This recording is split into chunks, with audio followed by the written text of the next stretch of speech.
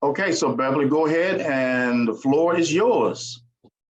All right, thank you all for participating this evening. It's indeed a pleasure to be able to present to you this evening. And I'm gonna talk less about politics and more about my passion. And you'll see the two will overlap a little bit later. And in the end, I'm happy to entertain any questions. And we have Miss Annie Newton, who will start with my PowerPoint presentation. I'm here. All right, give me 1 sec to get it's loaded. Just give me 1 sec to share it. No, that's okay. I'll talk a little bit while you are sharing. So my passion for history actually started in 1979 when I graduated from Orange High School.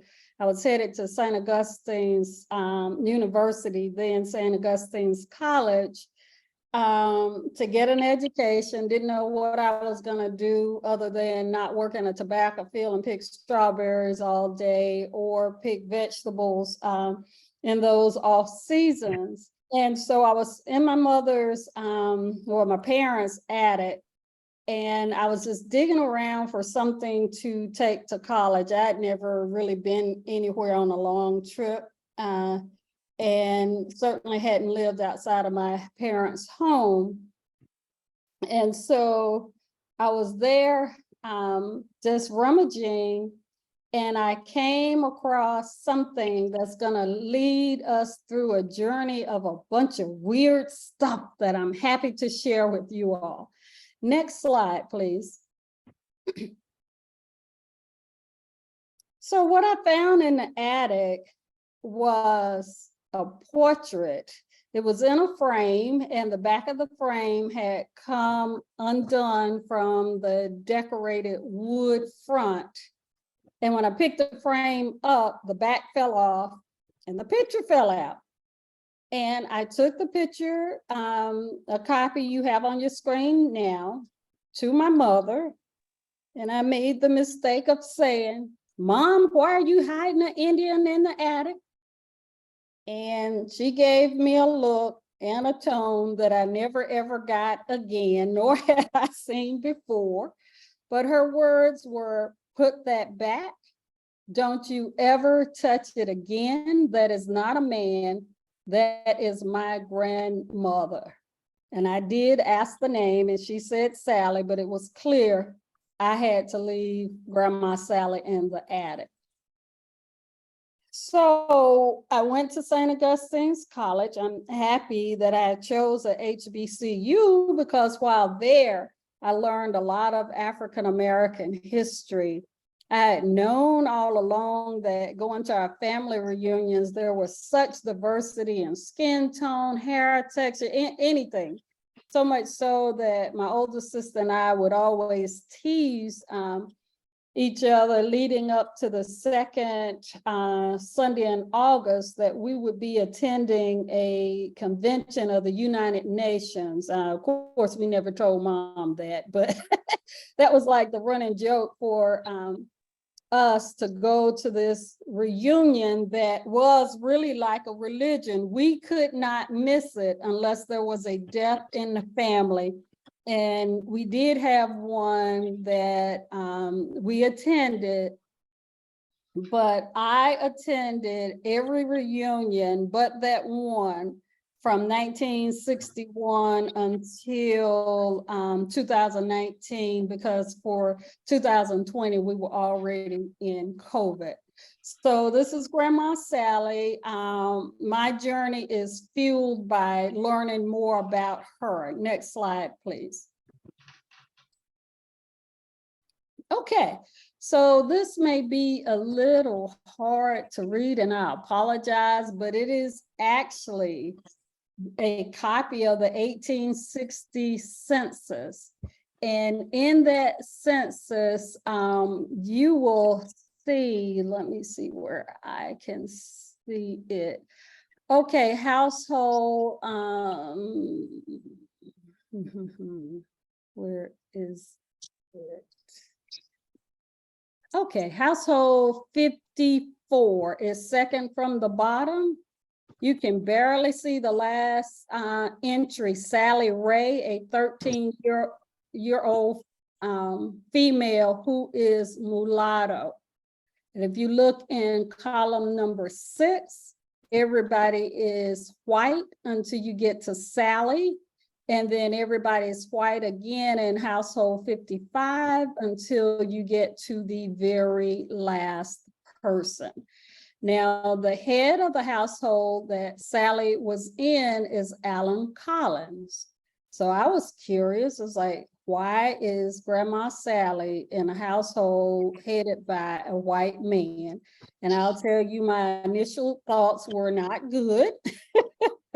I had all sorts of thoughts and opinions until I got more connected with the Saponi Nation and learned from a Collins relative that there were a lot of lighter skinned Native American Collins who passed for white to help other Native American people. And so I thought, okay, this is a feel-good answer.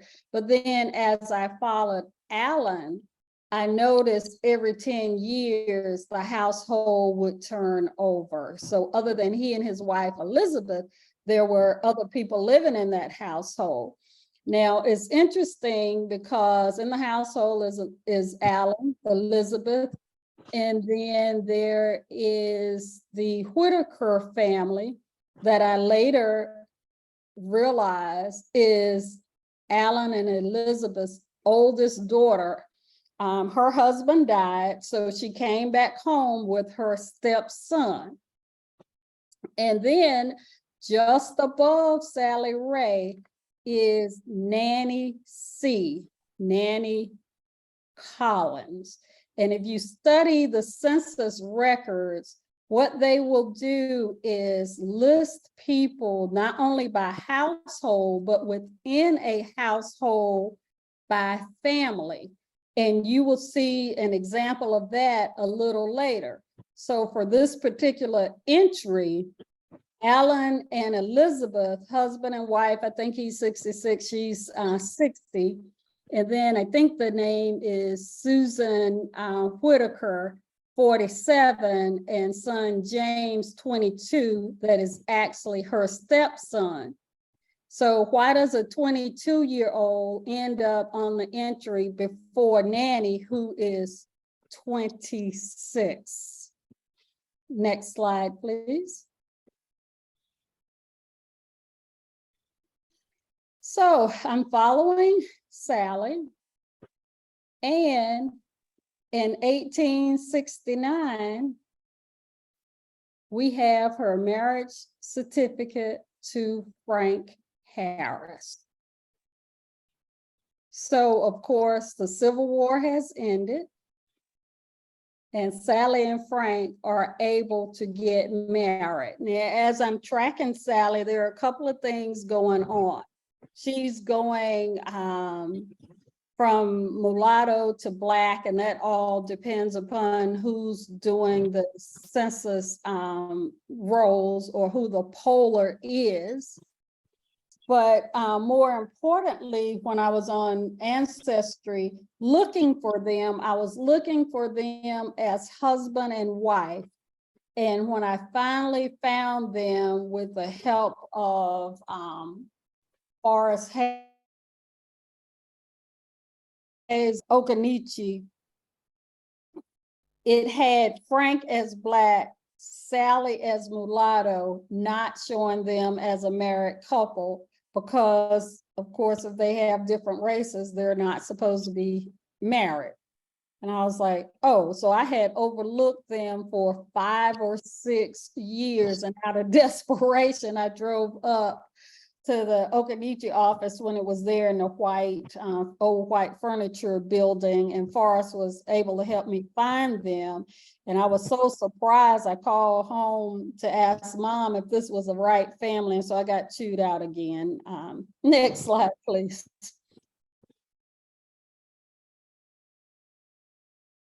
So here we're down to the 1860 census. So we're going backwards a little bit, and I'm aware of that. But in this census, you will see a couple of things. This is from Chapel Hill. I had to blow it up. But you will notice entry 86 near the bottom.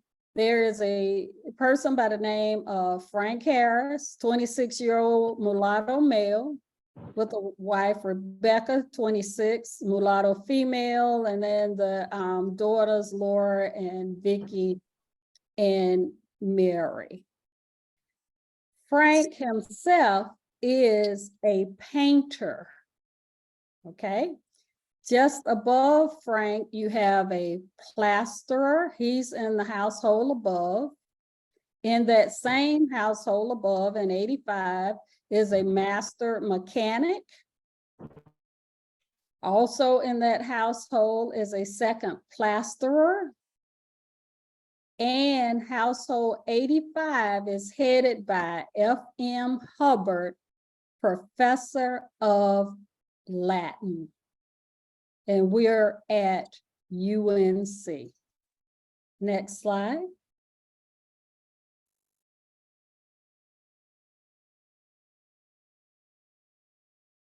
Oops. Can we go back one? I think we went ahead two.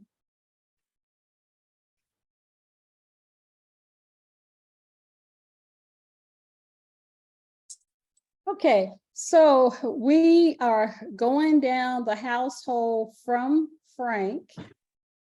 You'll see 87, John Jenkins, a carpenter.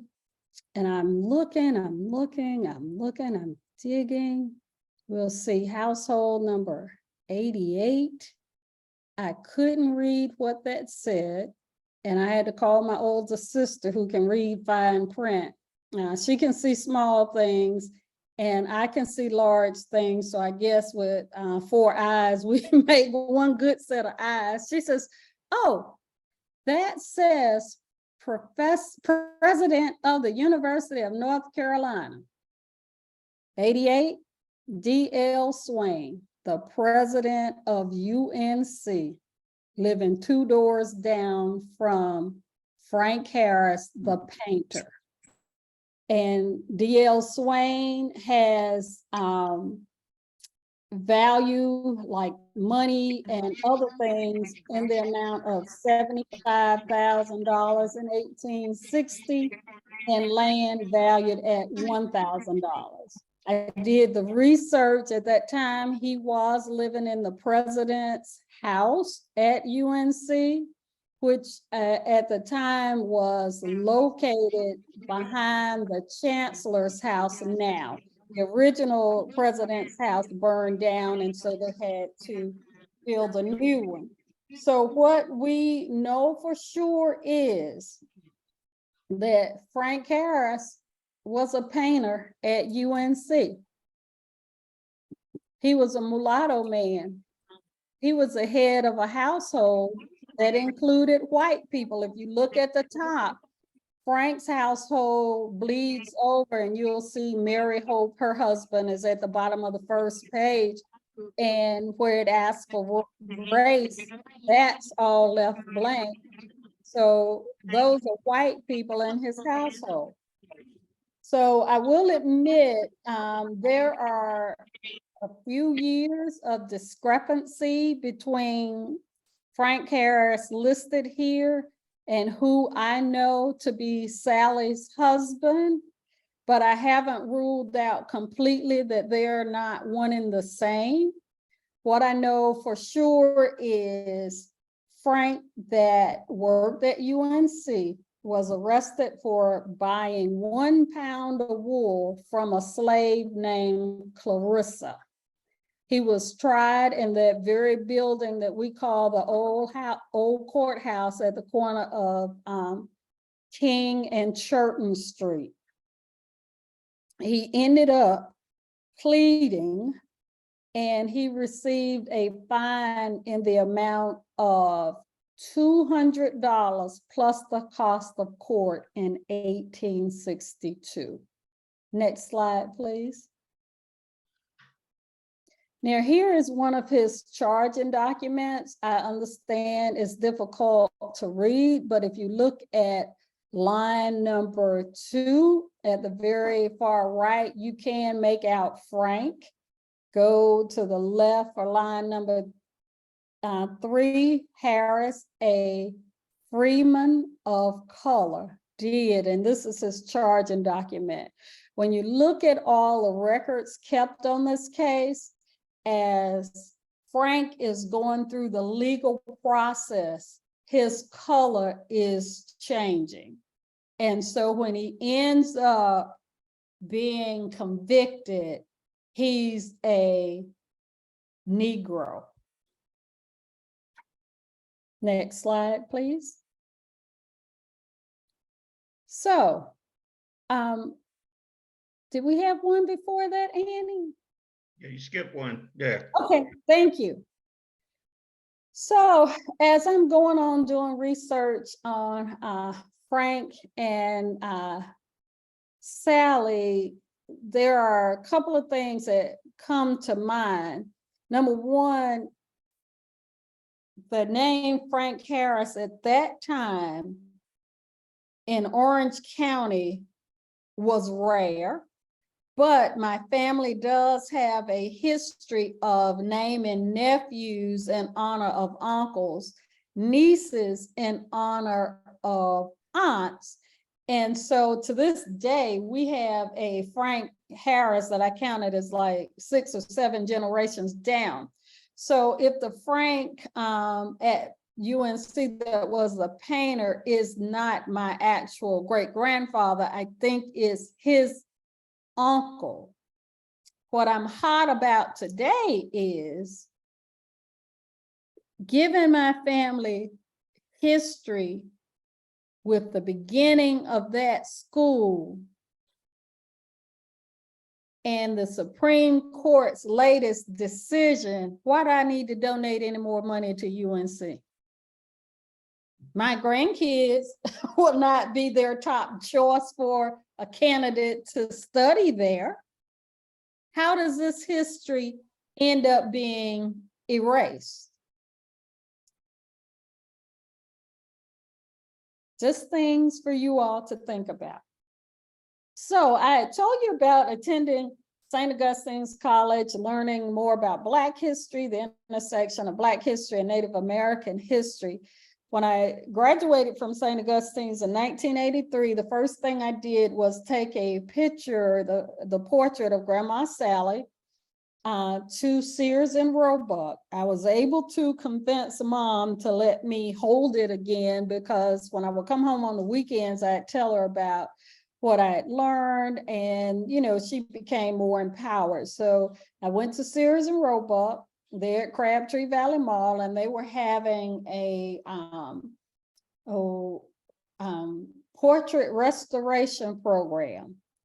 And I think it cost me a total of about $35, which was a lot for a college student that didn't have any money. I had just graduated, and so I really didn't have any money. But what money I had the picture restored, copies made so all of Sally's children could have one. What you see here before you is actually a picture of some of the family members at their first family reunion in 1938. To the far left is my mother. To her right is my grandmother, who I never knew was that short until many years later, after she was deceased. I think Mom was 5 feet and I'm 5'7". I didn't realize Mom was that short. And you can see from this picture, Grandma Julie is a lot shorter than Mom. But Grandma Julie is wearing feathers in her little pillbox hat. And I just paid attention to that like 4 or 5 years ago, as many times as I saw the picture. And to Grandma Julie's right is her niece, Irene Lipscomb, who married a Lipscomb from the Lipscomb plantation. And I'll talk more about that later. And then her Grandma Julie's nephew, Ed Barnett, and then Grandma Julie's younger brother to the far right. He was able to get the family together for the first reunion. And when I say get the family together, what I know for sure is Mom talked about Grandma Sally walking from here, being Orange County, to South Boston, Virginia. And Mom said to see relatives. It's like, okay.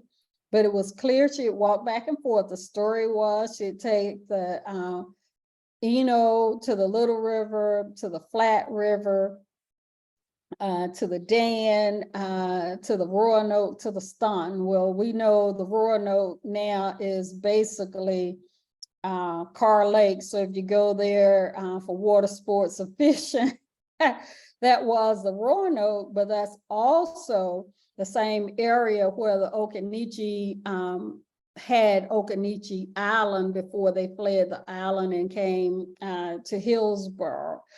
But to this day, we still have family members in South Boston, in that Mecklenburg County area of Virginia. So my family is on both sides of the North Carolina, Virginia border. And so the family became split once the early 1900s come along, and we're developing a system of interstate highways. So a lot of the old footpaths were destroyed. And so the family lost their way to visit each other. And Andrew, the person on the right, ended up leaving, going to New York to work.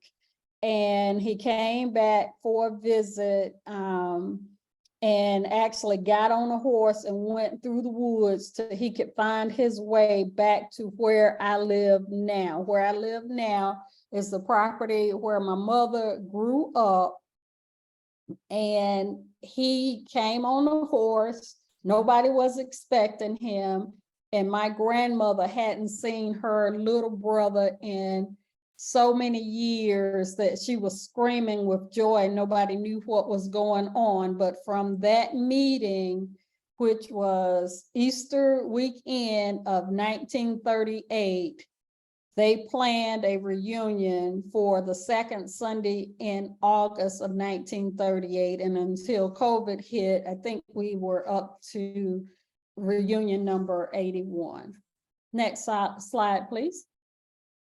So there's a copy of the picture of Grandma Sally in the little folder that Sears gave me. Grandma Sally had a total of 13 children. The youngest child would have been what we consider today an EC student, so she needed help and adult supervision all the time. My grandmother was child number 12, so that as time went on became my grandmother's responsibility until my grandmother married, because Grandma Sally was aging.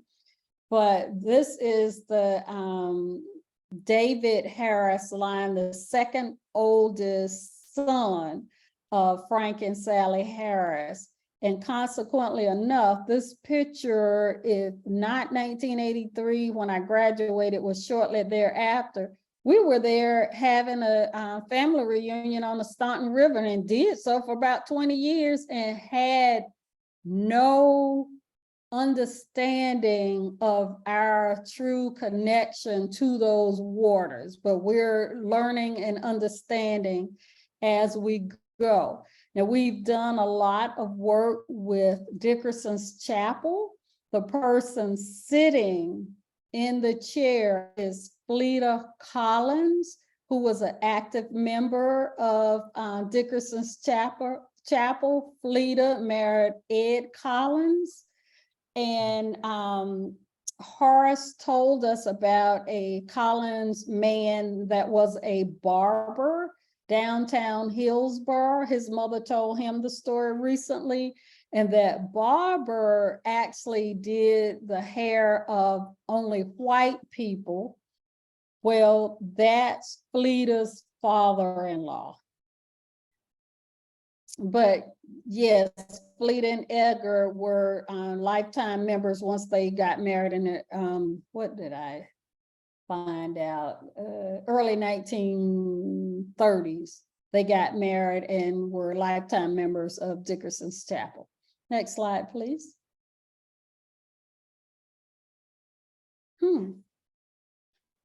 And I think we ended up with the wrong slideshow. I noticed I didn't have my red markers in the presentation. I know. Let me, I'm gonna stop screen sharing and pull up the other one. I must have just accidentally pulled up the wrong one. Give me 1 second. I'm so sorry. Yeah, pull up the one that ends in C for corrected, please. Oh, cool. All right. Give me 1 sec.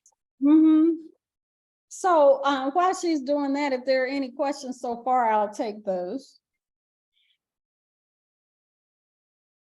I don't have a this is Beverly Payne. Yes. This is the other one. Okay.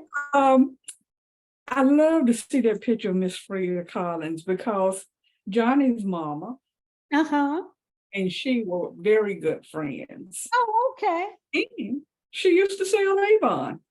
Oh, okay. When I was a tiny thing. Beautiful. Yeah, Cousin Fleta was a firecracker, to say the least. Yes, she had a very lively personality, such that if you're wrong, she gonna get you and she gonna get you good. You're not gonna do that same thing again.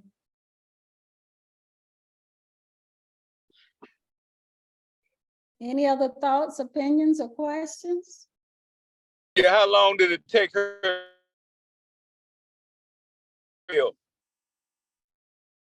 I think you broke up, Gerald. Were you asking how long did it take her to walk back and forth between here and Virginia?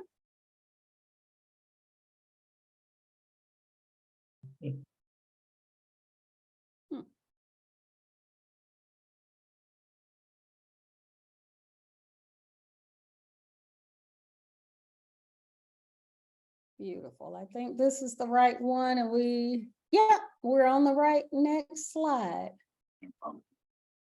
Beautiful, beautiful.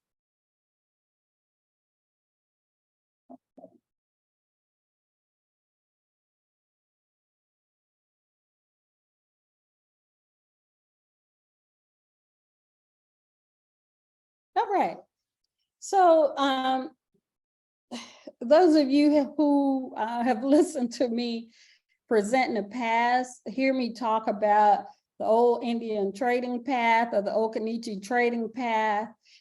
And that was back in the 1600s, 1700s, more like a highway today, more like I-85, I-95 today.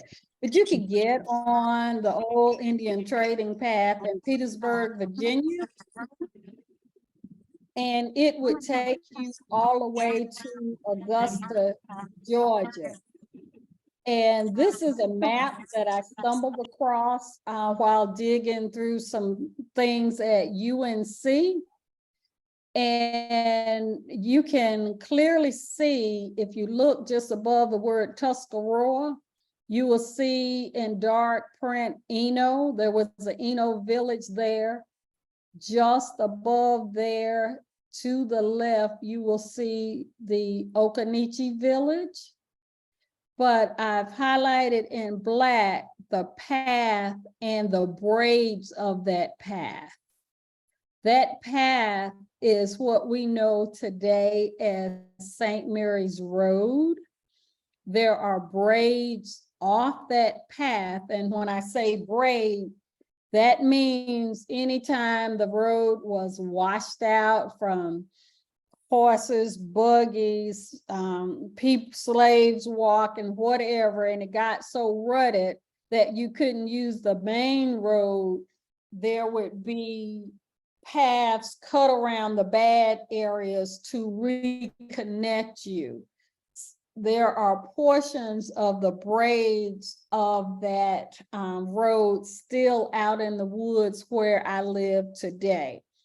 And I reread an old email I had from Tom Magnuson of the Trading Path Association. Like last week, I of course was looking for something else, and I stumbled across this email where he even says a large portion of Lipscomb Grove Church Road was a part of the trading path before St. Mary's Road was rerouted.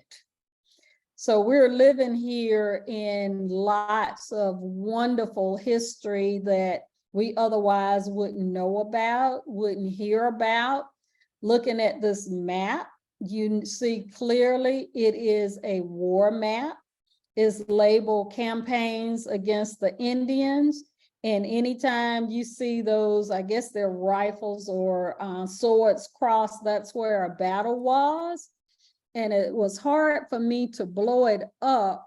But after you got out of the Hillsborough area, so in pink, those are Siouan speaking people. So that's pretty much the Piedmont area. But the more you get to the west and go into green, you get back into the Iroquois territory. And those are where the Cherokee were, as opposed to the Tuscarora being to the right. But up in the mountains, even after 1776, they were still warring with the Indians. So we talk about our celebration that we just had. It's like, we are celebrating independence from England while there are still wars over land belonging and occupied by the original occupants. Interesting. Next slide, please. And I think it's, Annie, if you don't mind, if you'll go back to, I think we actually skipped one. Yes, that one. Oh, right there. So all of this weird stuff I've been talking about, there are actually signs of what's been going on. We just didn't know exactly what we were looking at. So at the intersection of Mason Road, which is the other end of St. Mary's Road, and 501 North, as if you're leaving Durham going to Roxborough, at Arrowhead Inn, there is an arrow that actually represents where Daniel Boone allegedly was. But of course, guess who was there and actually carved that route out before Daniel Boone? Native Americans. And so you see that headstone. We're more familiar with the headstone that's there at King and Churton Street, marking the path. I went to Wytheville, Virginia for a conference, walked out of the hotel into a very similar marker. So I think everywhere Daniel Boone went, as I read, one of those things has been erected. So as you're traveling, just keep your eye out and you'll see amazing things. Next slide. And one more, thank you. So while I'm out in the woods, discovering things, discovering who I am, trying to learn more about my family history, trying to preserve Sally's legacy, I start to find interesting things. My very first hike with Tom Magnuson, we ran across what you see here. And I asked, well, what is that? And I was told it's a farmer's rock pile. Well, at the time, this thing was taller than I am. I'm 5'7", and I was like, I don't believe that. What I know for sure, growing up farming, is we grow things like plants and animals. We don't build things other than chicken coops and barns. This is a mound. And the more I looked at it, the more I realized there are others, just not as large, and they have things in common. There are disrupted mounds, or mounds where the tops or caps that I refer to them as are off. and they can be found in areas that were farmed because you can see the furrows to make the rows where you plant things go right up to the area of these mounds, stop, and then pick up on the other side. So farmers' rock pile, no, I do think farmers disrupted them in order to have places to farm. But for some of them, the base rock or the things that hold them in place and keep the shape are so big and so far in the ground, you can't pull them up without heavy equipment. So poor farmers out where I am, they just went around them. Next slide. So here are the things you can see in common. I circled them. Those are rock that are out of its natural position. And one right there in front of us to the left, you see this big rock kind of sitting upright. It should be laying down and it's not. And then there's a small one beside it. And farther to the left, you'll see a little rock on top of a larger rock. And when you just look at the different areas, you'll see these things are on their side. They're positioned such that you'd think they'd slide off or fall down, but they don't. And you will find this in common with other mounds. Next slide. This is at the Eno River State Park, Dumont Drive, again, just off St. Mary's Road. A huge mound I discovered out there. I had been given a tip I went to see for myself, and that's exactly what it is. And I circled some of the things in common, just rock out of its natural position or stuff between other rock. Next slide, please. This is the beautiful one. So, not that the other ones aren't, but I love this one because who's going to make a rock pile and then pick up that massive boulder and put it on top such that it doesn't fall off? I think this stuff is amazing. I don't know about you all, but I think it's amazing.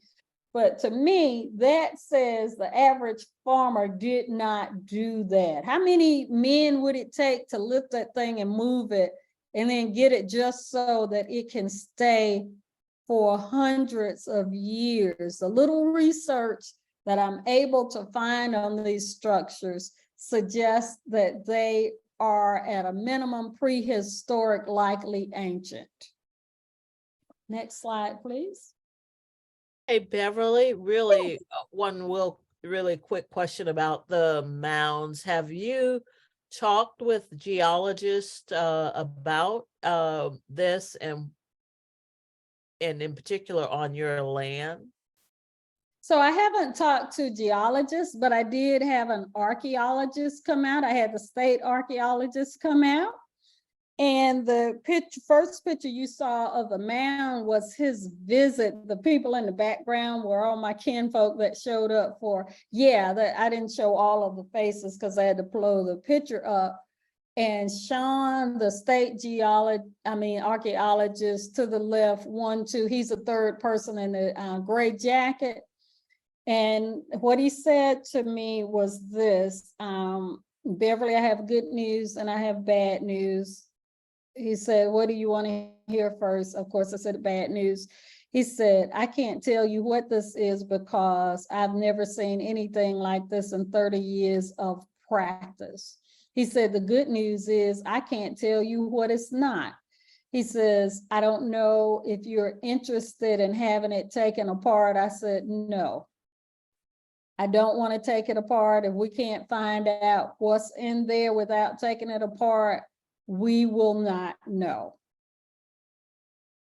But 2 weeks ago, I got information from someone who was helping me clean up the Hardscrabble Cemetery that wanted to see this, and I took him to see it.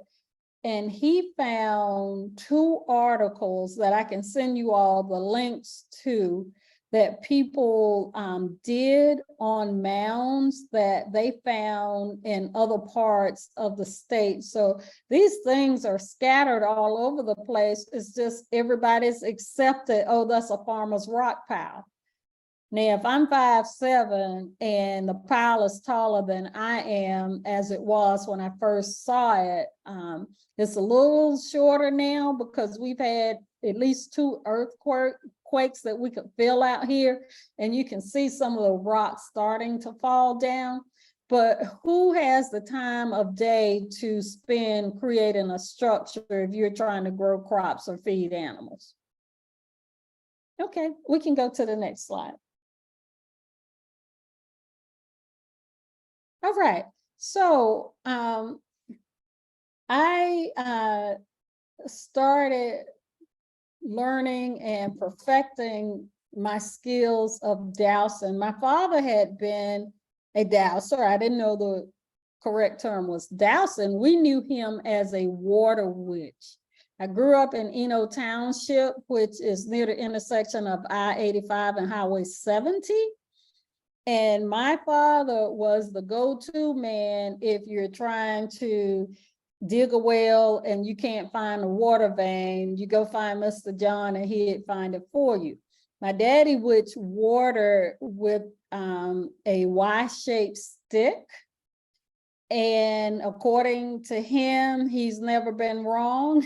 And at one point in his younger years, he could tell you how many pounds of pressure of water per minute you could get based on how quickly that stick would turn to the bottom. He started holding like the, what we would consider the top part of the Y. He would hold that V in his hands and the stem would be pointing upward.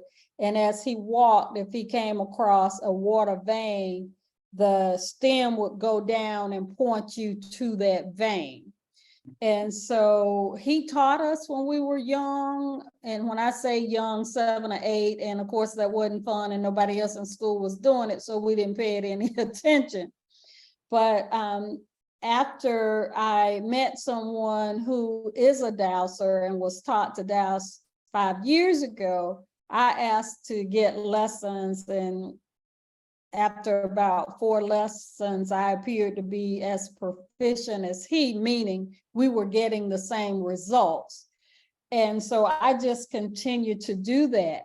Now, I did douse the big mound, looking for energy produced from the remains of humans. And I discovered 7 people. He went behind me, discovered 8, 7 being near the bottom, oriented counterclockwise, head to toe. The 8th person was up top. And of course, I didn't try to scale that rock pile or go up. So of course, I didn't find it. But the art of dowsing is ancient. According to the research and some of the pyramids, you can see people dowsing. There have been images placed in pyramids. This ancient art has been used to locate water, graves, power lines, and septic fields. And I think it was last Wednesday, Annie, we discovered a septic line along with a few other exciting things. Yes. I'm so sorry. I don't know why it jumped. There we go. No, that's Yes, okay. it was last Wednesday. I'm sorry, Okay. guys. I'm just losing my millennial status tonight. My computer is really, I'm sorry. Okay, so next what you're going to see is a clip from the visit out to the mound when the Hillsborough crew came out to visit the mound, and I did some dowsing for them. I let everybody who attended get a chance to try it. But this is an example of what I do at cemeteries. You may start the video.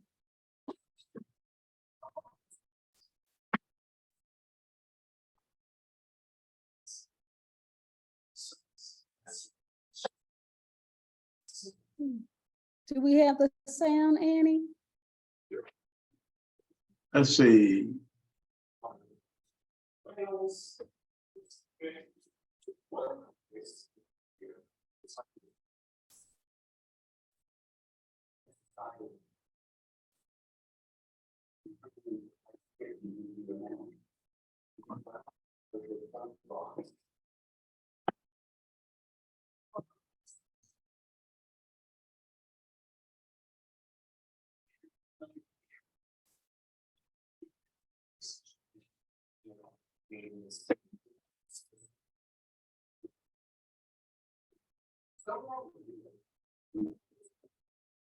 So I'm not sure what's happening with the sound, but I think what, Annie has to actually go into her audio and hit, okay, All right, hold on. All right, walk me through it, Freddie. okay, go to your screen share and go to your advanced sharing options. And we should see something about audio. All right, hold on. Where is the advanced sharing options? Look under where it says share screen, the little green area. There's a little up arrow to the right of that in that same square. Oh, got it. Yep. Okay, see if that will do anything for you. Okay. Okay, maybe I'll,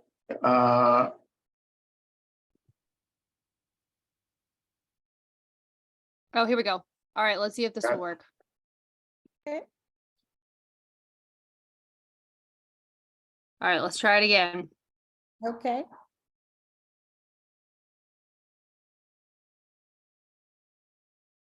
Now I've lost, oh, here we go. Can you guys hear it? No, no. Now oh, wait. Okay, I tell you what you do, Annie, hit share screen. And once you hit share screen, you'll have a little white box come up and then it says share sound. Okay, I did that. All right, let's see if it'll work now. I want you to do one more time just to see what the head is. okay, it's working. All right. You can You got go a back, recordation. All right, perfect. Okay. you can go back to the top.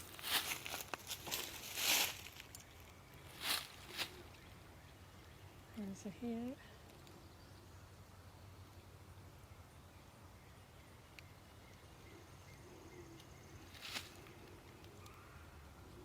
Where are the feet?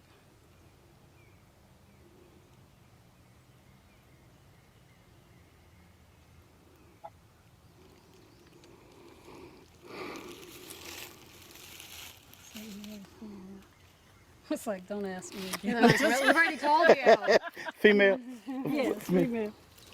So Wow. here is a pile of chert, and you can tell because it has a lot of iron in it that gives it that red color.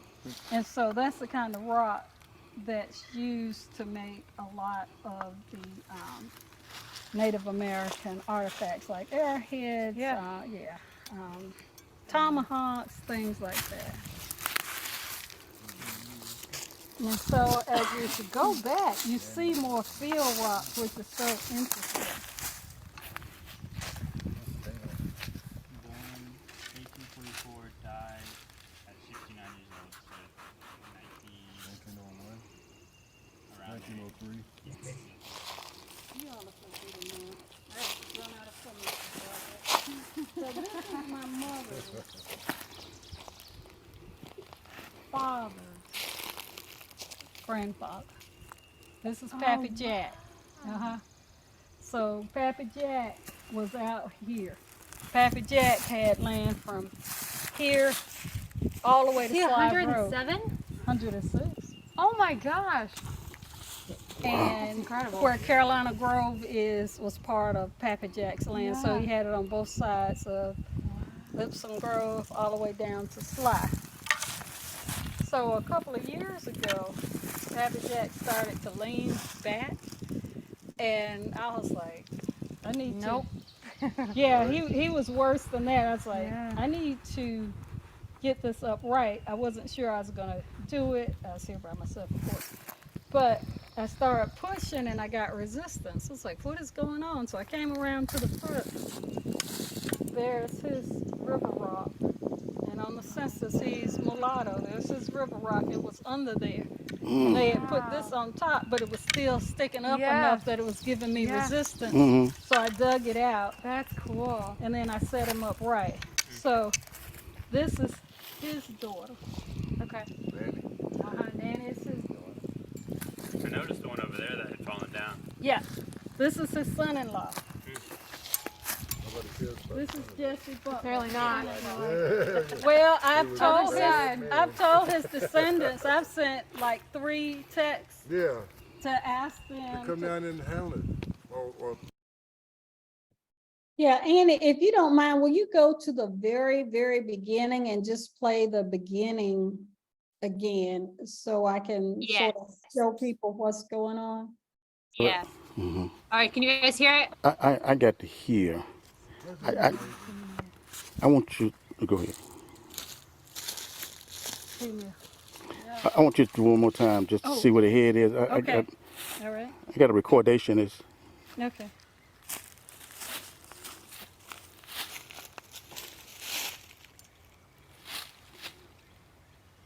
There's a head.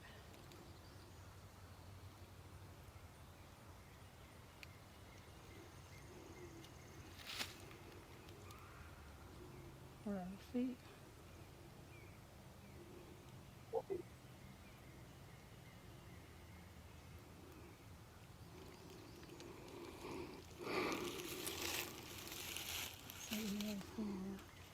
It's like, don't ask me again. We've already told you. female.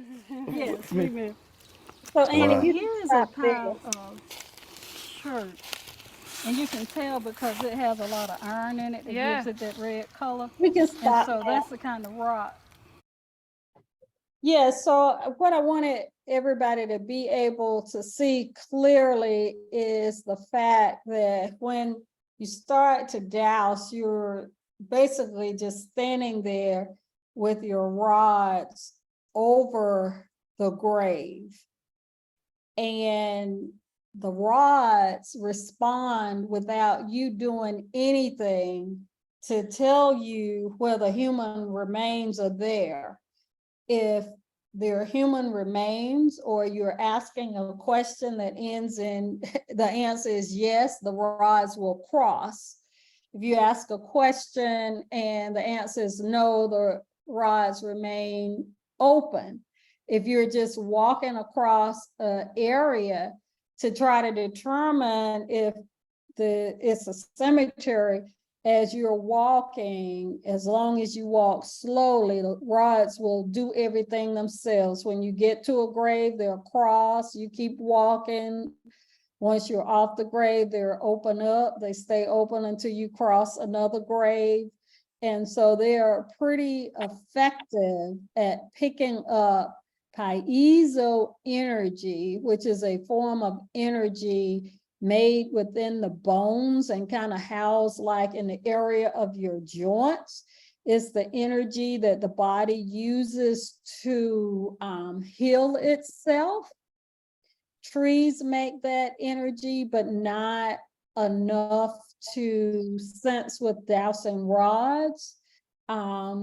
Animals make a small amount of that energy, but as a human being, if somebody were to hook you up to whatever they hook light bulbs up to, you could turn on as a living person a 20-watt light bulb.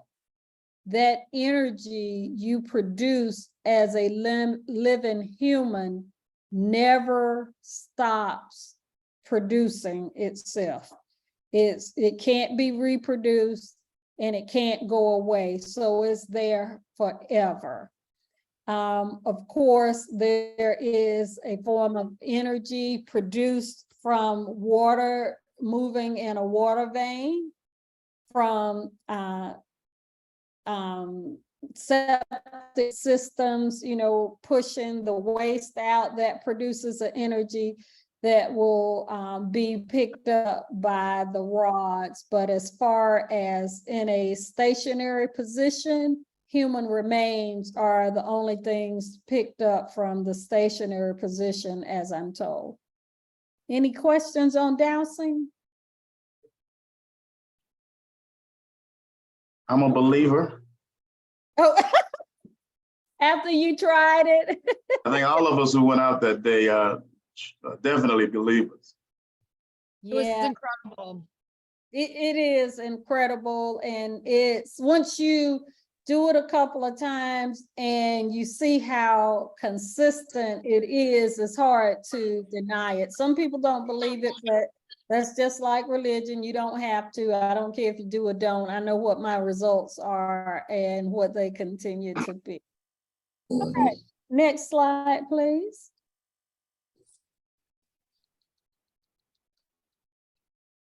All right, some of the things that we found out here on the land to support the existence of people before the colonists. Here is an axe head that was found in my aunt's front yard. It's there. Next slide. That is a Savannah River point, or arrowhead that we call it. That point is 3,000 to 5,000 years old. And to the left of Owen's hand, you will see a little box. And in that box, you will see rock, but you will see little indentations in it. That's what we call core material. So that's a piece of rock that was initially picked up. And so you would use the antler from a deer or a rock just a little bit harder than your core or base material, and you just flake away until you create whatever it is you want or the design that you want. So that piece of core material fell off Daddy's plow one day. He was over in that area, not far from the mound, plowing, and as he's leaving to get in his truck to come back on this side by the Eno, that fell off his plow, and my neighbor picked it up. Next slide, please. So another thing that is so fascinating to me is studying bent trees. You can find them in the area here. So to your left, here is a bent tree that was found in the Eno River State Park, just behind some mounds. And actually, I think there is a mound at least to the bottom right, and possibly one behind it, sort of to the left. But the significance of a bent tree is this: it was used as a directional marker. It will point you in a certain direction, namely to a water source or to something of importance. So interestingly, here on the picture to the left, the Eno River is left of that tree. Buckwater Creek is to the right of that tree. Most importantly, the Indian trading path was down the hill, over the creek, and then you're to the trading path. And what would happen is, when these trees are small, they are bent in a U shape, upside down U, and tied with sinew from a deer. And over time, that sinew decays and it breaks, and the tree remains bent in the direction. And as you can see up top, the bend stays bent, but the tree tries to self-correct, and then it'll start growing towards the sun again. And you have a better example on your right. That's a tree I found near the Little River. Again, The river is behind the bend, is to the right of this tree. The U is pointing you in the direction of the Native American trading path. Now, one person astutely pointed out to me, it's like, well, Beverly, I don't know that those trees are that old. If you were to ask me, they're maybe 80 years old. I was like, okay, there are a couple of things to consider. Number one, depending upon however many trees you have in the area at the time, trees are competing for sunlight and they're not growing at the same rate. So if this was more heavily forested, 150, 200, 300, 400 years, however old the tree is, I don't know, because we haven't cut it to count the rings. You know, the sunlight is going to determine how big the tree gets. But more importantly, you must remember the people were never completely erased. So this would be a technique that's handed down from one generation to the next. And the person was like, oh, I hadn't thought about it that way, but that's indeed what happens. Next slide, please. So here are just a few of my family members. I thought it was a great example of just the kind of color variation that not only my family, but most families have in this area. And you know, you're going to accept your family for who they are, as well you should. But when you start doing the history and you're looking at old records and you see how people are being labeled, there's only one reason to do that, and that is to create a binary system of race, a system where whites carry privilege, others do not. For the mixed race people who were called mulattoes, maroons, mutts, Melungeons, Mongoloid. I haven't figured out why everything started with M, but so far all the slurs I've found started with M. We were in that category where people weren't sure what you were supposed to be. So they gave you a label, but then within your family, you may have siblings listed as a different race, which makes absolutely no sense. The only reason that makes sense is because skin color was supposed to determine everything. And as I recently learned from a professor at Berea College, is really pigmentocracy, or a government based on the pigmentation of one's skin. All right, next slide, please. So that's me and the actual original portrait that I found in 1979. It now hangs at the Orange County Historical Museum. Bilahu, that's thank you. Thank you all for joining me this evening. That is from my great-grandmother's native Siouan language. So if there are questions, comments, I'm happy to take them. Beverly, this is Sandy. I just want to thank you for this presentation. I've heard a lot of this, but not put together like this. So really extraordinary history.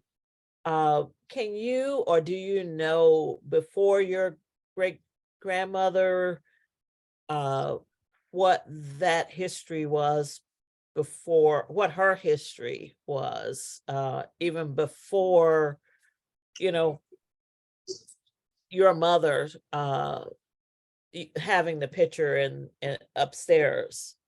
Yeah, so that's a beautiful and wonderful question, Sandy, and I will answer it this way. Is extraordinarily difficult to trace her. She was born between 1845 and 1847, and I get that from census records. So I talked about the census takers categorizing people and families within a household. And I showed you all on the very first census record how Sally is just below a person named Nanny. So I started going forward a page, back a page within that same census record to try to get a sense of who else was living nearby. And so I discovered a person by the name of David Ray, who was about 10 years older than Nanny, but he was fairly easy to track in that he was on the Allison plantation in what we know now as Cedar Grove. He was a mulatto male, of course, last name Ray. And so I started thinking, and I looked at the list of Sally's children and the order of her children. What I discovered is what I believe is no coincidence. Her second oldest son is named David. Her second oldest daughter is named Nanny. I think those people I found on the census records are her parents. I think David was working on that farm, and at one point he's also listed as a student because one of the Allison brothers was a physician. And so he is probably working on the farm, also studying to be somebody. But without a traditional marriage form, Sally would have stayed with her mother. So she ends up getting married in 1869. So by 1870, she's actually on the census again, outside of his home, but married to Frank, and they have their first child already. So she gets married in 1869. We saw the marriage license, and by 1870, next census, her oldest son, William, is born. And so I can track her until I found her in 1900. At that point, she's in William's household. She and Frank are in William's household. My grandmother is in there. The younger daughter, Martha, is there, and one or two older children, but most of the children are out of the household. Now, doing other research, I wanted to better understand reasons that Sally would walk back and forth to Virginia. Okay, I can see you going to visit your family, but why aren't you on a horse or mule or something that can take you? Why are you walking? And I learned about the black tax. So if you were a person of color, you had to start paying taxes at the age of 12, whether you were male or female. If you were white, you started paying taxes at the age of 16 if you were a white male. If you were a white female, you paid no taxes. Sally and Frank had 13 children. At any given point in time, it's no telling how many people are in her household. The tax was $14 a person for the year. And I think if I remember correctly, when I ran the calculation, it would have amounted dollars.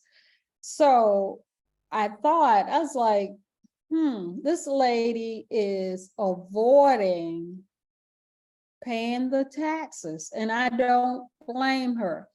That's one possibility. I do know that there are Harrises that were free in Virginia, in Southern Virginia, in the late 1600s, like 1660, I think is the first record of them being free. And they are trying to avoid becoming enslaved. They moved to North Carolina. They end up in South Carolina, where about 5 men refused to pay taxes on their wives. And then the wives filed a lawsuit and they actually won. So there are a lot of things going on. That's one possibility. Also working with Professor Arwen Smallwood at A&T, we've been working on maroonage, and one thing there's a person working under him. You met her, Dr. Kimberly Cheek. Their theory is Sally was probably doing some work helping to free slaves and going back and forth. I do know my grandmother was born in Virginia. Why are you going to walk when you're pregnant? That makes absolutely no sense unless there is a compelling reason to do so.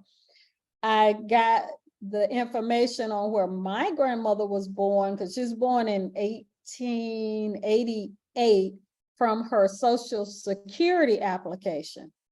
She had an older brother that was actually born in Virginia.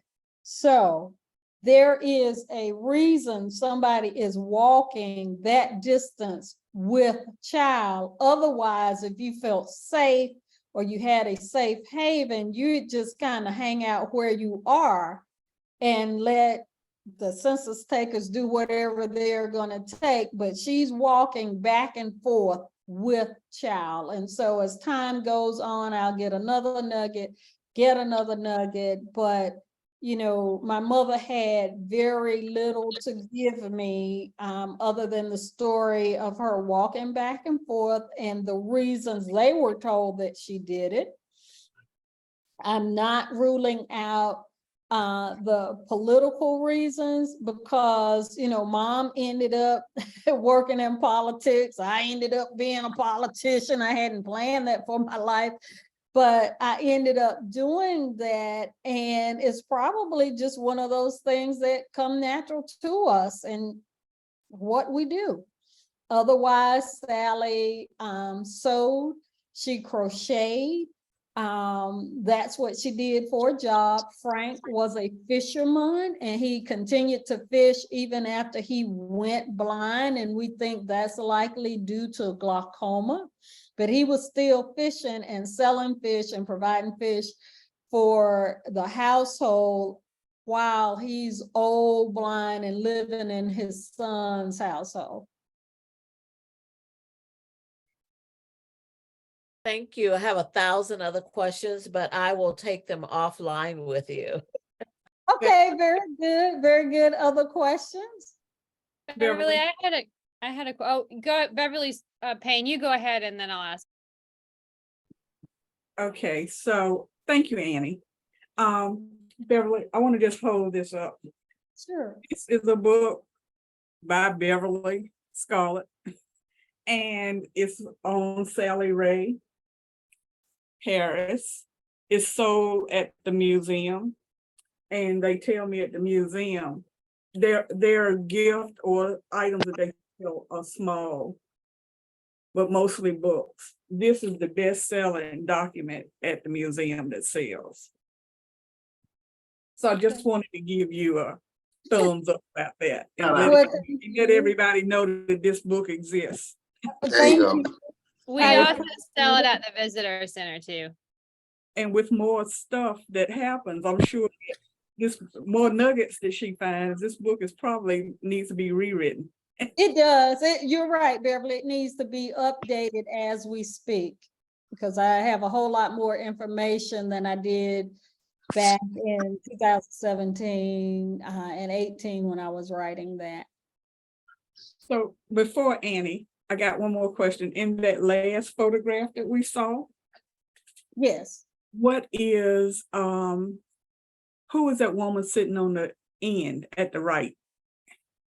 The last photograph that we saw, sitting on the end at the right. Andy, can you Highly lit pigment. Oh, yes, now I know what you're talking about. Sitting at that's Peggy McMahon, my mother's first cousin. She worked at UNC and OBGYN for years. She lives on St. Mary's Road today. To me, she favors, if you know Stephanie Rainey, Yes. she favors her mother. Oh, okay. I thought, in fact, that's who I thought it was.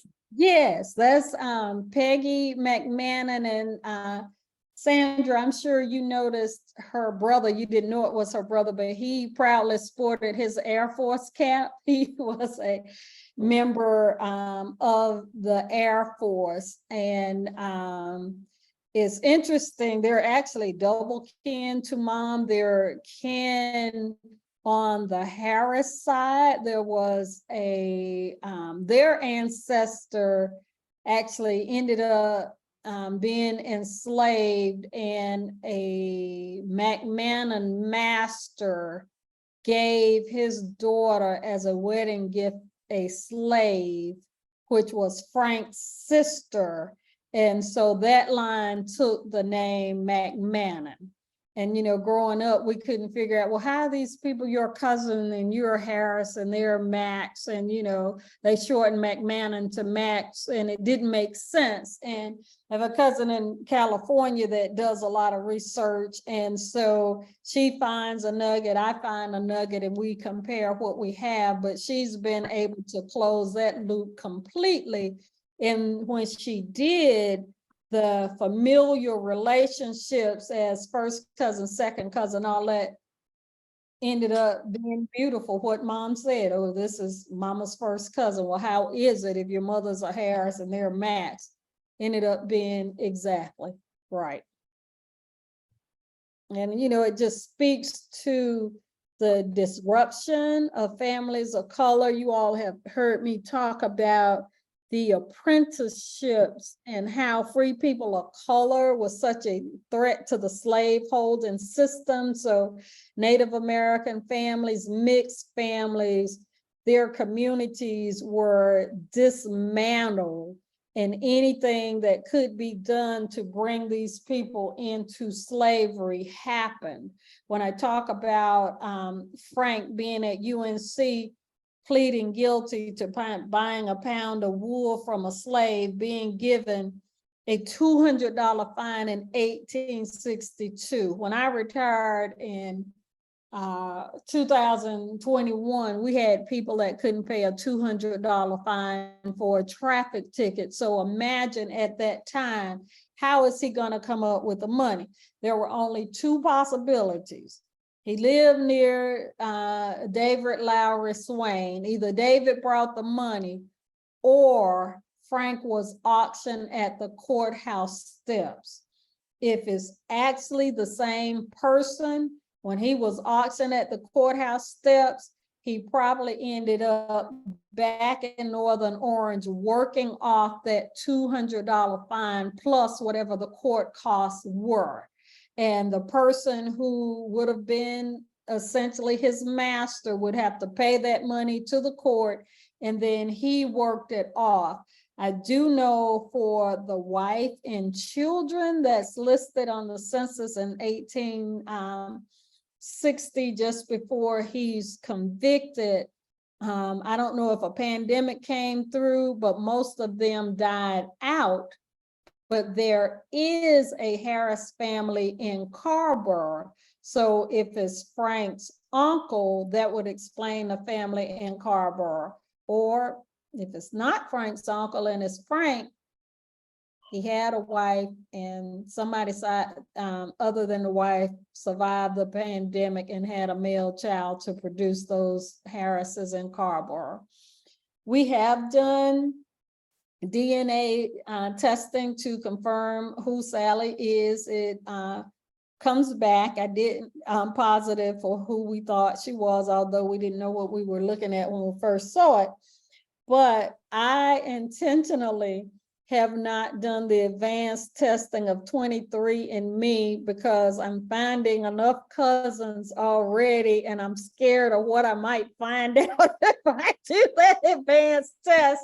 So I'll admit I'm a chicken when it comes to that, and I'm keeping my DNA out of there. Yeah, that's right. Other questions? Beverly, was there anything that you found in your research about your family that changed the way that you thought about or perceived your family? Like, was there Absolutely. anything surprising that, kind of changed how you had always viewed your family history or anything like that? Yes, absolutely. Once we got the DNA back, it actually came back showing mom having a Japanese gene. And I was like, I'm suing that company. We don't have any Japanese people. And, we were looking for a quote unquote Native American gene, but what we had to calm down and think about is this: for first contact Native Americans, you're not in that pool. Nobody asked us to submit samples. Those samples came from the 5 civilized tribes. Those were the larger tribes who were able to negotiate with the federal government to get land that they still kept getting removed from and pushed further west. The only people that were smart enough to outsmart the federal government were the Seminoles in Florida, because they used the African Americans that were already there and beat the federal government and the feds on war. But what a cousin who did do the 23andMe explained after I was able to calm down was, he said, you were forgetting about the migration, and that these were Asian people who came across the Bering Strait that occupied what we now know as Turtle Island, because not only did mom carry that gene, she also has that ancient Mother Eve gene. And I'm from Sally, a line of women. It's Sally, Julie, my mom, Mary, me, and of course I have a daughter, Paige. So we all will have that same matrilineal marker, even in our genetics, because it goes down by the gender.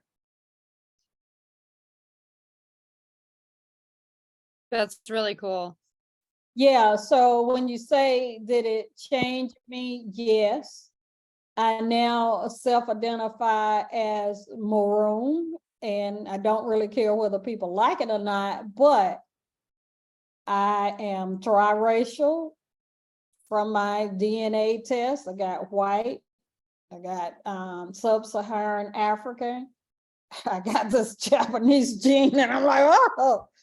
But what it really means is you're trifamiliar. When you come out and you see our cemeteries, you see the ancient Native American mounds, you see our maroon cemetery where Native Americans and free blacks are buried together, where Pappy Jack, or the guy that you astutely pointed out being 106 years old, is interred. And you can, from there, you can actually track our people to present day at the local church cemeteries. You can just follow it. And I consider it the landscape telling its own story. And I have chosen not to deny any one of my ancestors. I embrace them all, because without either one of them, I would not be who I am. Dear Scarlett, I just want to say thank you for the presentation tonight. As usual, it's enlightening. And I, in particular, like Dr. Parker, not only am I a believer in the rods, I'm pretty much a practitioner in using them now. And I ordered my own, and I've been practicing, Freddie, and unbelievably, Gerald Shanklin gave me an assignment once he found out that I had them.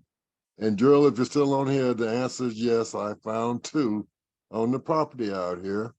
And unbelievably, when I looked down to see where I was standing, it was the same stones that I saw out on Judge Scarlett's property, the same color, the same size. It was just unbelievable. And the other thing is this particular thing that we're doing out, and especially tonight, I found out through this Alliance of Historic Hillsborough Initiative to Tell the True Story.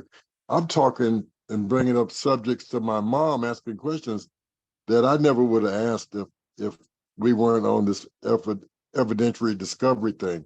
And I found out her family is originally from Hillsborough. Her father was a slave, ex-grandfather got away from people in Wilmington. He was a Wells, he changed his name to Wells. And he had daughters that were mixed, like Judge Scarlett was talking about. And that came with some privilege being a mulatto. He came downtown and told the people downtown that his daughters would come down there and they would bring the goods that he had purchased and load them on the wagon because they were not allowed to go in those places for fear of men attacking them because they had a unique look. They were mixed. But I'm just looking forward to continuing this journey. And that thing about Collins and the barbershop, that was really mind-bending because he was only allowed to cut white people's hair. And I never knew that. Yeah. There's plenty of barbershops in there. But I want to thank you, Judge, for your presentation tonight. It was definitely worth the look. Thank you. And before I close, I did want to share this. I hope you all can see my camera. Here is a tomahawk we found on the property. Of course, the edge is broken off, but this is one made out of chert. If you can see, it has some red coloring to it. It might be, yeah, you can see more red there, but you can clearly see the shape of it. And this is where you would have tied your handle on, it would have been a branch or whatever with sinew. Here is one made out of a different kind of stone material. I don't know what that is, but you can see the shape. And again, where you tie your handle. This little flat thing is a scraper. And if you can see here, there's an indentation. Every thumb that's tried it has been able to fit that, which fascinates me. I've had tall people, shorter people, heavier people, lighter weight people, every thumb fits that thing. And just last week, I was pulling out of my driveway and I went to put something in the recycle and I saw something on top of the ground and of course it had rain. I picked it up, put it back, and something said, pick that thing up. I picked it up, turned it over.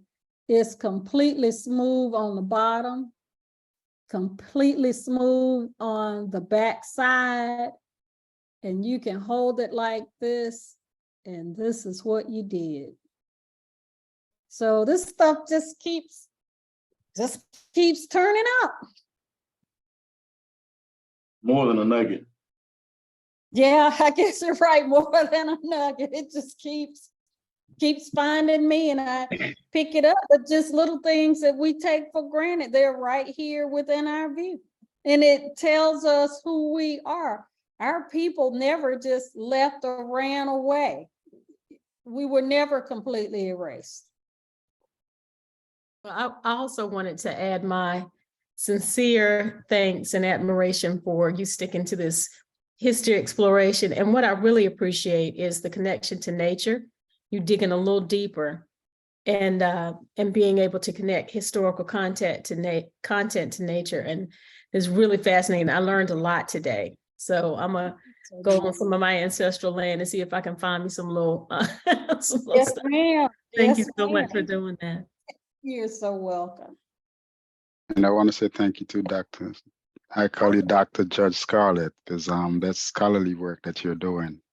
Thank you, Neil. I didn't see you earlier. I thought maybe you couldn't join tonight. It's such a pleasure to see you. Now, I heard your presentation. As always, it's very rewarding and very enlightening and educational at the same time. I do have to make an appointment to come see you and get a guided tour. Yes. But the one thing I do want to ask is, when are you going to create a museum of your own? Neil, I'm actually starting to. it has been something I've wanted to do since maybe the 90s, but just, life happens, family and all that kind of stuff. And so I'm starting to have all of my little things together. And actually, I've started putting up paintings in the house I'm in now. And I say the house I'm in now because I wanted to do it in the farmhouse that my mother grew up in, but I'm not sure I'll be able to save that or have it temperature regulated to preserve these things. So I just finally broke down and started in the house that I'm living in right now. And hopefully we can move it one day to the farmhouse right next door where my mother grew up. But anyone, everyone, you're welcome to come out. Just let me know if you want to do a group like we did. When were we out here, Dr. Parker? Was it March? I can't remember. Yeah, I think it was the 1st of April, maybe. Yeah. It was before it got hot. So I think it was late March, early April, is my guess. Okay. You all are welcome out anytime.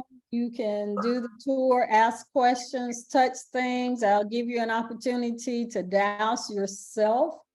I'm told that only certain people have the gift, but I will tell you now, there hasn't been one person that I've given the rods to that has been completely unable to get the rods to move.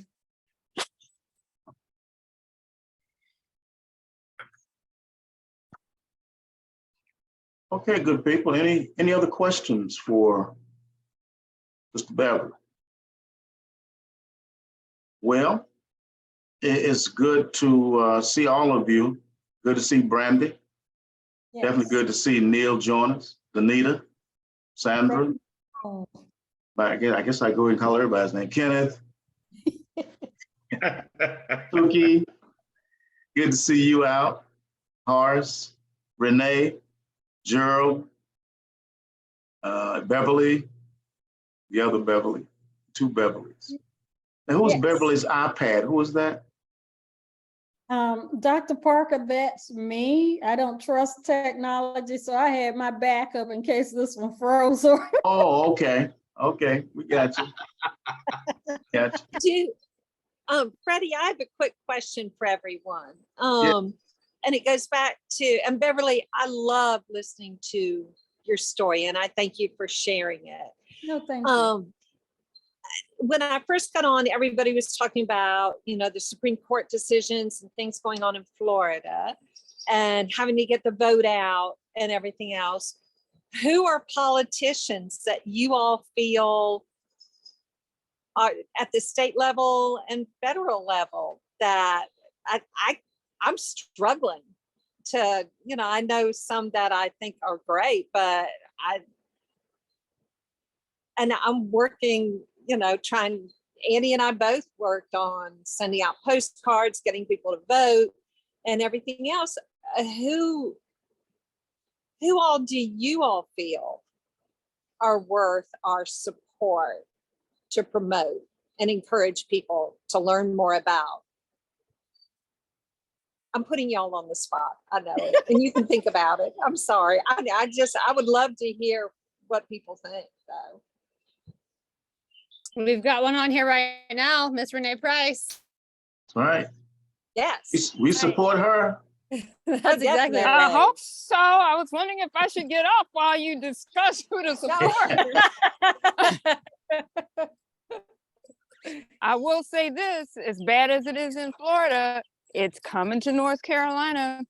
They've got people that they plant in each of the legislatures throughout the South, and they just move forward with the same agenda. They use the same language in the bills, and they move it from state to state. And if you look at the bills that have passed in the this year in the legislature, and 3 more that the governor vetoed yesterday, that will probably be overridden next week. Right. The same thing is just moving throughout the South. And that woman, Cleta, I can't even think of her name now. She was one of Trump's people. She's been seen in North Carolina legislative building, walking around. Oh, yeah. So And the people that came up with the, talking about the curriculum, which is why something like this is so important. And it really, what we're doing, what you all are doing here probably should be put together as a speaker series, because for children as an enrichment program, because they're going to try to regulate the heck out of the curriculum, school curriculum, to where you cannot talk about race. You cannot make white children feel guilty. And you can't talk about in any way, any type of superiority of race or whatever.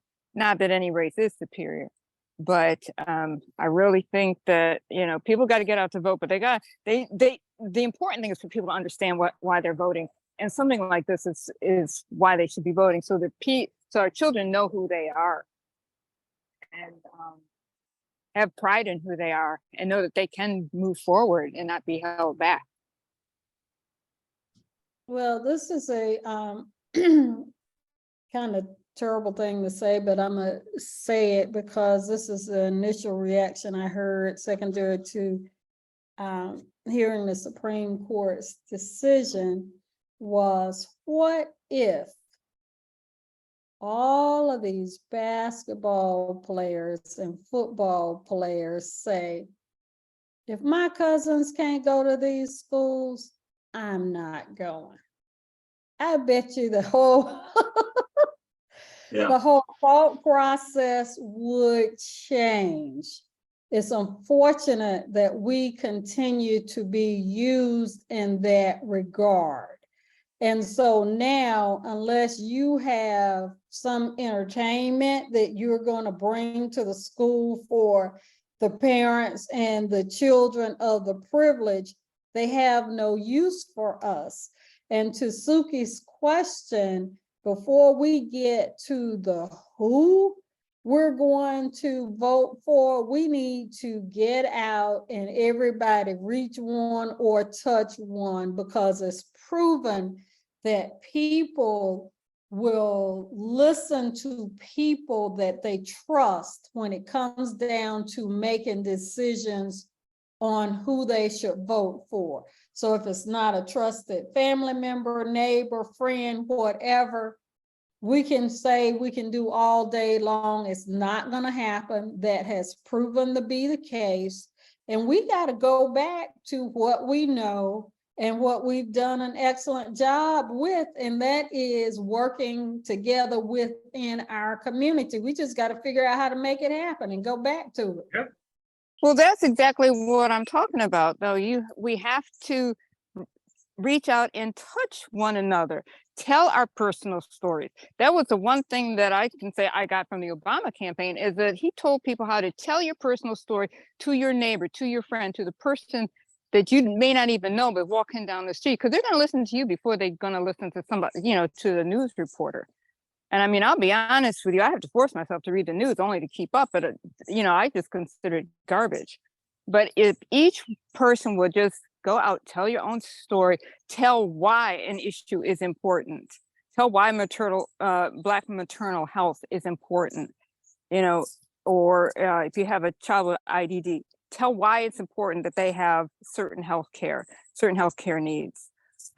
Even voting, if you've got like Beverly, your mother, she spent, days, years, doing voter registration. Why it is so important, how many people died, how much blood was shed just to be able to put a ballot in, to cast a ballot. Tell your personal story, talk about the issues that are important. It's not about the person. And so many of these politicians, they just want to raise money. They'll talk about some lofty ideal to try to raise money. But, of course, I didn't do a good job at that, but I did get votes. I did raise votes because people want to be heard. And we all need to listen to each other and tell each other stories and then move this country forward in the way, or just this state, this community forward in the way that we want it to move forward. That's true. Let me just throw in on this and just say this. I'm sorry, because the problem I think we're having now, and I've given it a lot of thought, is anytime you only can go left or right in politics, either Democrat or Republican, and not have another option. Because let's face it, both sides have talked a lot, they've said a lot, and there has been some progress. But now they're getting to the point where it's a career. It's not the caring about the people that they get these jobs for. They want the name, I died as a congressman, I died as a rep. What about the people? And anytime you get locked to going left or right, you have nowhere to go. I agree with the sentiment, go forward, even if it means contemplating independence or a third party. But this left and right stuff is real old, and it's not working because people promise stuff that they don't deliver on just to get to that spot. And how many times do Amen we to go to our that. community? How many times No, do we go to our people telling them to vote? And I look at the crime rate, we're still the highest percentage of people locked up in North Carolina. We got women that's scared to go to the hospital because they're pregnant, scared they're going to get their babies died. We got the highest rate of people getting put in jail for lesser crimes if the other guy gets a pat on the back. But we want to elect judges who do nothing about it, lawyers who do nothing about it. Yeah, we got to have a third option. We got to stop believing these people. Well, you know, my dad used to have a saying that we have 2 eyes, 2 ears, and 1 mouth. You're supposed to watch and listen more than you talk. And it's true. If we had been paying attention, we would have known exactly what was going to happen with this Supreme Court case, simply based on how UNC treated one of their own, Nicole Hannah Jones. She had done the research. She had done the work. She didn't make one thing up that she wrote, that she had in her module. It was all done by people who don't look like most of us here because we weren't allowed to read and write. And just because you do the research and you expose documents that have been either hidden or, like in the News of Orange, a straight razor, you know, cut out the meat of the article, but leave the headlines. Why? Why? And why are we accepting this? Now, I'm glad she went on to Howard. That's a great thing for Howard and a wonderful thing for her. But you did that to one of your own, simply because she's female, she's biracial, and you didn't like what she had to say. Well, I would like to offer that is part of your talk earlier, you referenced Swain. And I think a lot of people, young people, need to understand that policy and history are tied, and narrative is the king. So these folks not only were fake historians in such that they planted false narratives about the glorious South, but they made sure that they were in decision-making and power positions, like the North Carolina Public School Forum, like working with the Daughters of the Confederacy to erect all these monuments. It's not any different, and it's not any different of a playbook than it was back that time. So I really believe that we need to continue to have sessions like these and teach young people how to discover history for themselves and the importance of it. And I agree with you, Brother Horace, so strongly that we really do have to start examining what we're asking people to sacrifice and put up and what we're getting out in return. And I work with a lot of young activists from all over the country and pair them with, the Student Nonviolent Coordinating Committee. And one of the things that we do is have intergenerational conversations. And I'm working with Dr. Parker on trying to do one at Central. But one of the things that really struck me and gave me hope is that we had Cortland Cox, who was part of SNCC and went in Mississippi and registered all these folks to vote. And he was in Lowndes County. And he had Charles Taylor, who's the president of the NAACP in Mississippi. and Nsé Ufot, who was the strategist, the chief strategist behind the Georgia win in 2020. And all of these states have super majorities just like we do. And Cortland said something that really resonated with me. And he said, yeah, you know, because Nsé was talking about how dark it is right now with all of the, you know, the control over folks. And Cortland said, well, yeah, it is dark, but remember in 65, we could not even vote. So it wasn't that we didn't have the supermajority, we literally could not vote, and we won that fight. And so Nsé kind of stopped the conversation and said, well, you know, it is dark, but I was thinking it's 12 o'clock.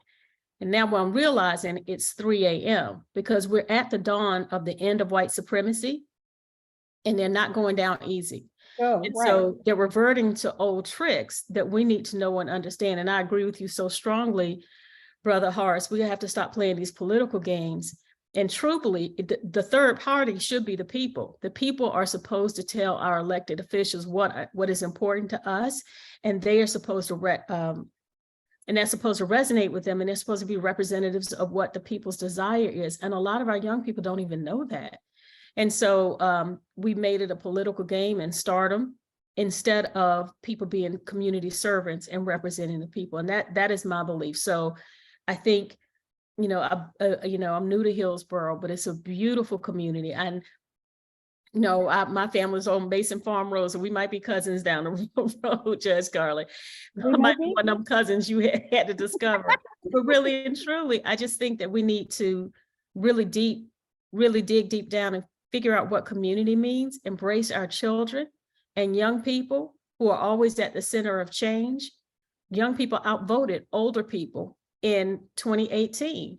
Then none of the things that I'm telling you this because I work with them, a lot of the things were that were promised to them became back burner issues. So then you can't keep asking them to come to the polls and just blindly vote, you know. So I do think that if we really discovered what true democracy was and were beholden to that, I think that would give us hope. So I was very heartened by that conversation about it being 3 a.m. instead of 12 o'clock, which means we can win.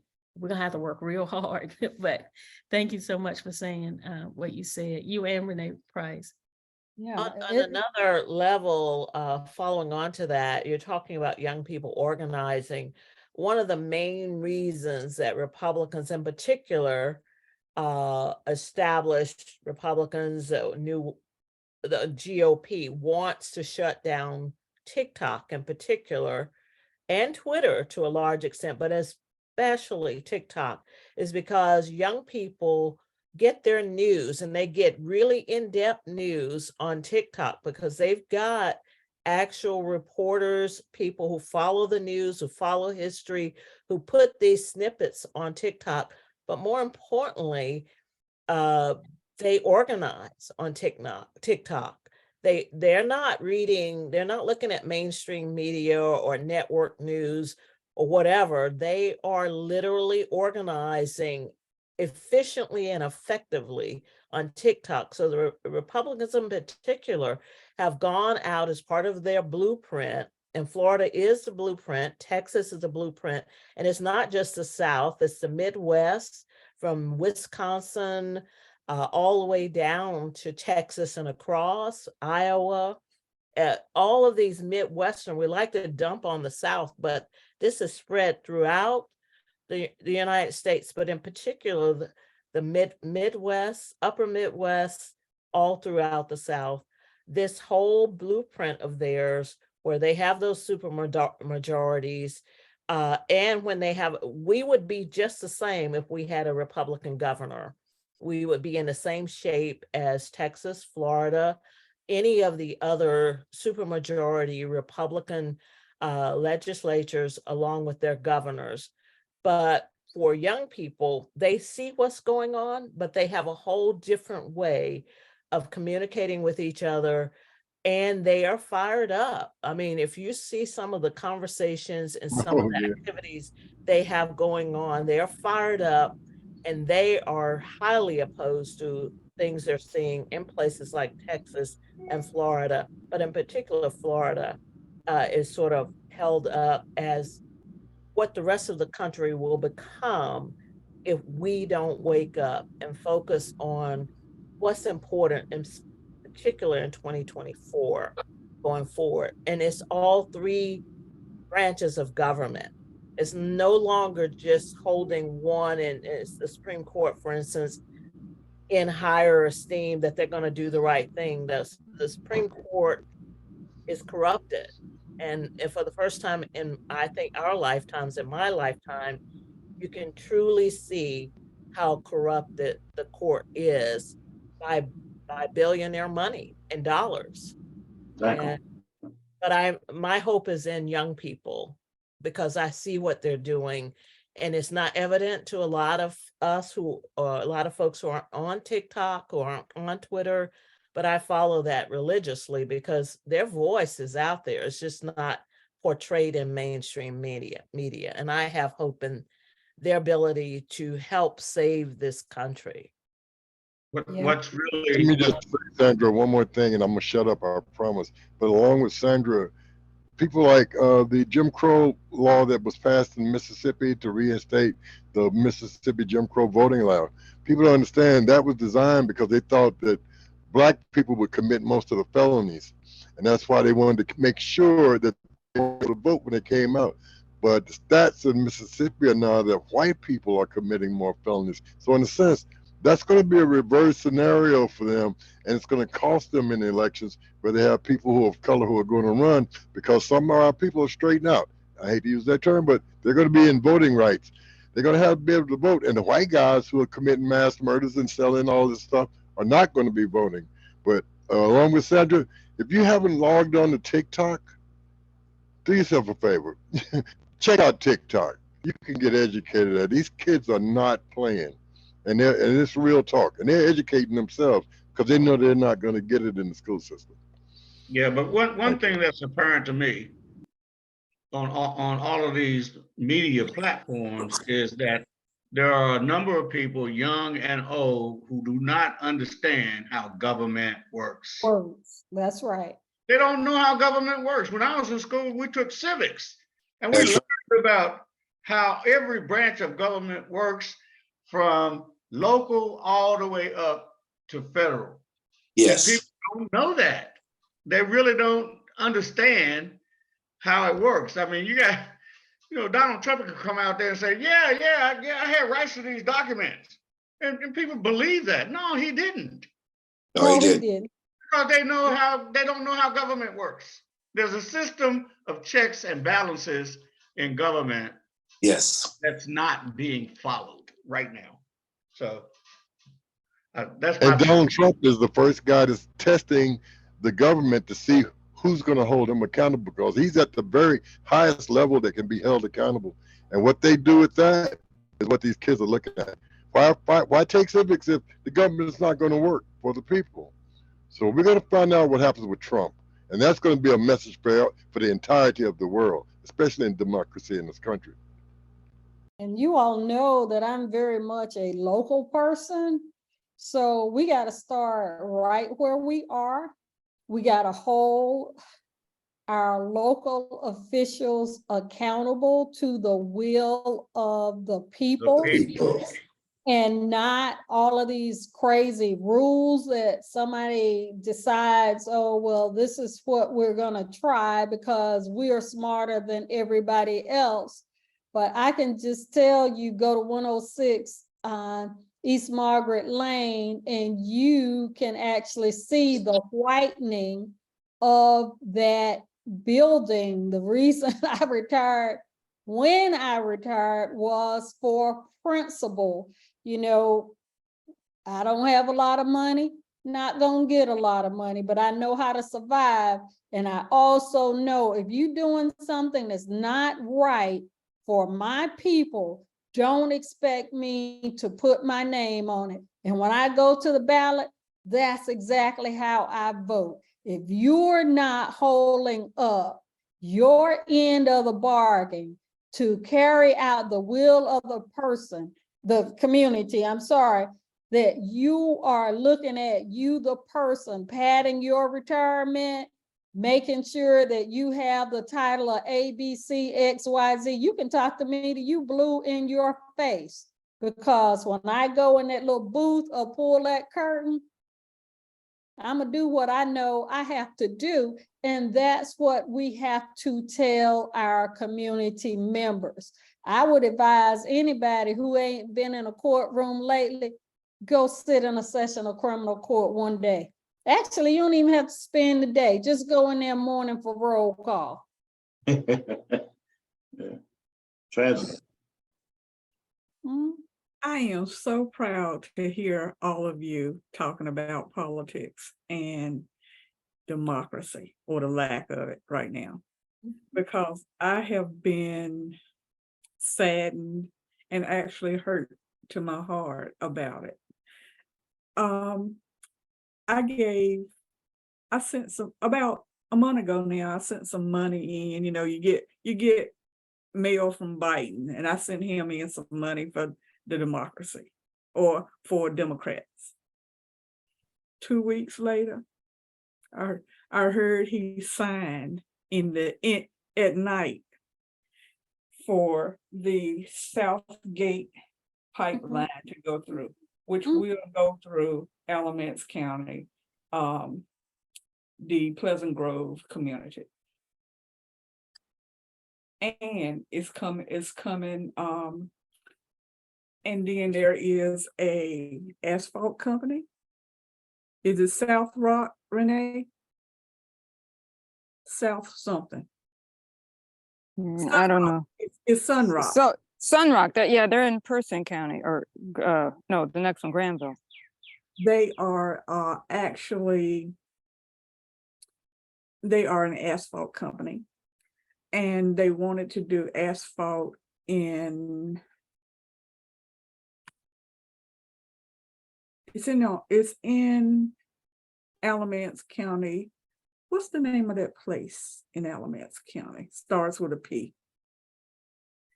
It's in Upper Alamance County off of 86. But anyway. Prospect Hill. Yes. That's all I can think of, Prospect. Yeah, that's it. They wanted to put an asphalt company there. It was, I think it was voted down, not sure. But they are suing the people who were trying to sue them. So you know that those families, I heard that they have made a habit of doing that so that they can have the land, so they can do it. So yeah, that's Cadwell County. So thank you. Okay, well, I know they were in Prospect Hill before Yeah. COVID. They were trying it in there before COVID. And so thank you, Renee, because I'm putting my vote on you, and you need to let us know who else we need to attack in the House. Everybody else. Everybody. Love you, Freddie. I say give Let them a me just notice and say tell them they'll be out that soon because we're gonna put somebody else in their spot. That's all. Well, look, I'll run if that means we can get something we want. I mean, we're gonna have to start putting some of our known, tried and true people out there. I don't have a problem with people relocating to our community, but I sure enough got a problem when they're voting for things that are going to bring demise for the people who made the community nice for people to move to. I got a real problem. I got a problem when they start bringing the pipeline through the neighborhood of our indigenous people. That's the same thing they did in Hickstown when they brought 147 through the Black neighborhood. I got a real problem. Environmental racism. Yes, environmental racism. And we got to let them know that we know what's going on, and it's completely unacceptable. Fight the power, fight the power, fight the power. Suki, I think you may have gotten a few answers there. You get a few? I did. Thank you. I mean, I learned so much from you all. I am overwhelmed and I love it. And Beverly, last week after I got to watch you douse and do it myself, I've been telling everybody to come watch you do it and they will become true believers. Oh, yeah. Okay, well, anyone who wants to, the beautiful thing about the meeting at the Dixon House was we stretched the boundaries of the rides. We asked all sorts of questions and we got consistent answers. We found children buried in the front. One row we found, what was it, 4 of the 7 sisters the ride told us were buried there. Yeah. Yeah, every sister's answer was consistent with the other, and so. Where was this, Beverly? This was in front of the visitor center. Oh, you mean the Alliance for Historic Hillsborough? Yeah. Yeah. Yes. I had Beverly come. Oh, she came again. to- Okay, I got you. Yeah, with the staff and our volunteers, and my mom came. Oh, And we okay. were out there all day. Wow. And we found so much cool stuff. We found a man who was murdered. We Take care of found them. a man who fought in the French and Indian War. We found, I mean, we found so much stuff. It was fascinating. Great, great. Yeah. Well, Annie, is that going to be in Visit Hillsborough? I don't know, Beverly. okay. Okay, good people. I know we could go on for another 2 or 3 minutes, but I guess we'll call it an evening. And stay tuned.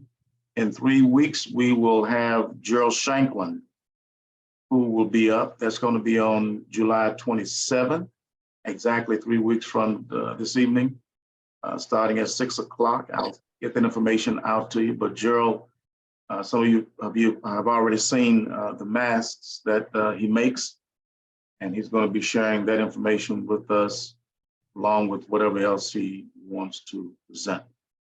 So anybody born in July? Beverly, Scarlett, Suki, July. When's your birthday, Suki? July 21st. 21st, July 16. by 16.